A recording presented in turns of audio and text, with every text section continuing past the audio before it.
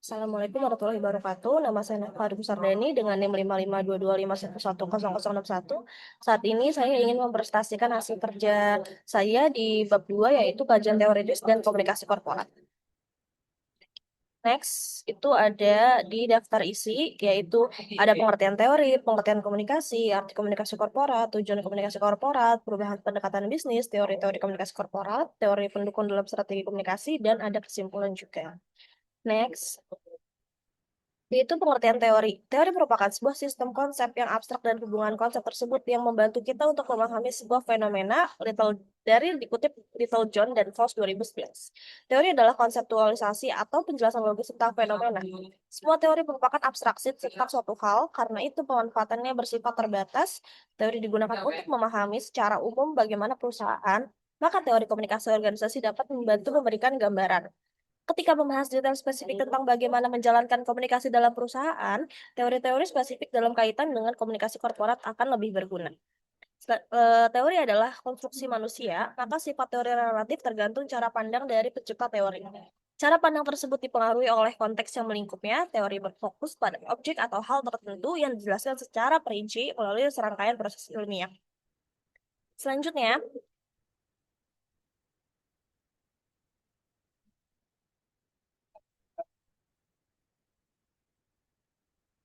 selanjutnya itu ada pengertian teori juga. Selanjutnya yaitu pengertian teori. Teori diperlakukan karena melalui teori kita dapat membuat prediksi dalam hal berkaitan dengan kehidupan korporasi. Selain itu, teori juga berfungsi sebagai pengontrol tingkah laku, normatif, serta sarana perubahan sosial dan kultural. Teori juga dapat menginspirasi penelitian berikutnya mengenai permasalahan dalam korporasi. Teori digunakan untuk memahami secara umum bagaimana perusahaan, maka teori komunikasi organisasi dapat membantu memberikan gambaran. Teori diperlukan karena melalui teori kita dapat membuat prediksi dalam hal ini berkaitan dengan kehidupan korporasi. Dalam pembuatan perjalanan komunikasi, digunakan teori sebagai penuntun pekerjaan mereka untuk selanjutnya dan dapat bermanfaat sebagai pendorong kinerja komunikasi praktis.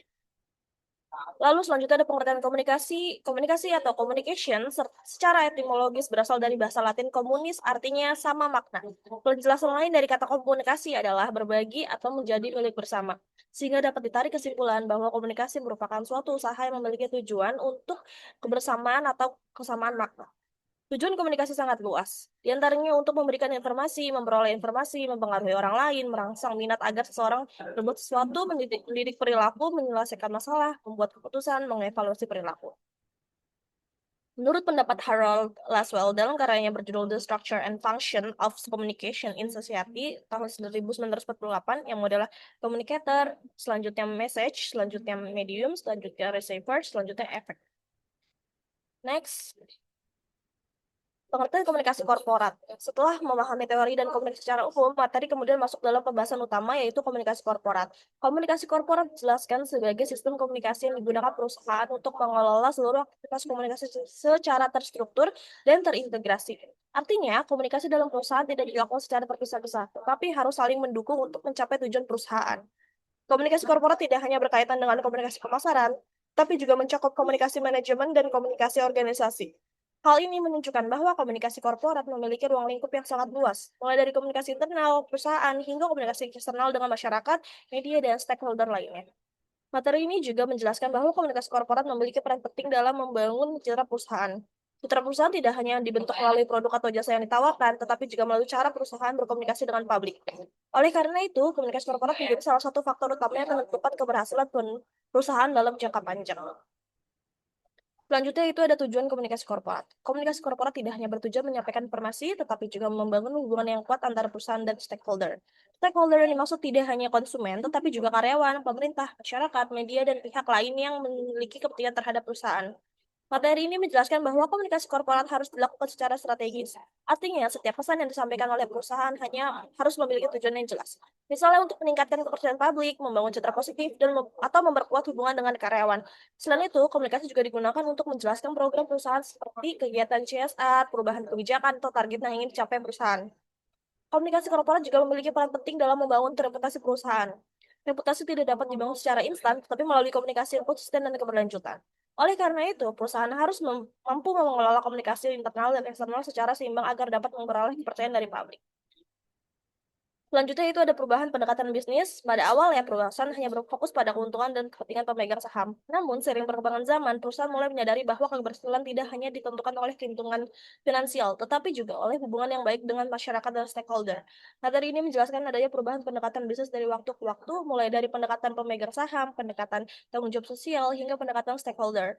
Perubahan ini menunjukkan bahwa perusahaan tidak lagi hanya berorientasi pada keuntungan, tetapi juga harus memperhatikan dampak sosial, lingkungan, dan hubungan dengan masyarakat. Dengan adanya perubahan tersebut, komunikasi korporat menjadi semakin penting karena perusahaan harus mampu menjelaskan nilai, tujuan, dan aktivitasnya kepada publik secara terbuka.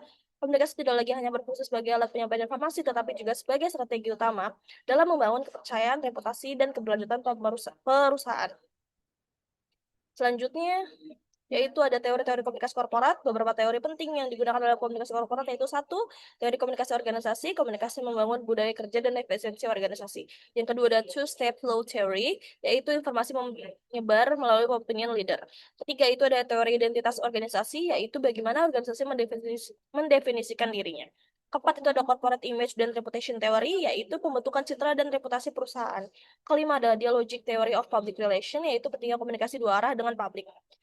Lalu selanjutnya ada tujuan penggunaan teori. Yang pertama itu memahami komunikasi organisasi, yang kedua itu menyusun strategi komunikasi yang efektif, yang ketiga itu meningkatkan hubungan dengan stakeholder.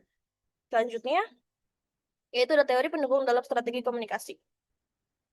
Beberapa teori tambahan dalam komunikasi korporat yaitu ada stakeholder theory, yaitu perusahaan harus mempertimbangkan kepentingan berbagai pihak. Yang kedua ada issues management theory, mengelola isu sebelum menjadi krisis. Yang ketiga ada integrated marketing communication atau IMC, yaitu integrasi berbagai saluran komunikasi. Yang keempat itu ada framing theory, yaitu membentuk persepsi publik melalui cara penyampaian pesan. Yang kelima itu ada diffusion of innovation, penyebaran inovasi dalam masyarakat. Lalu selanjutnya ada teori-teori ini membantu perusahaan itu untuk meningkatkan efektivitas komunikasi, mengelola reputasi, memperkuat hubungan dengan publik.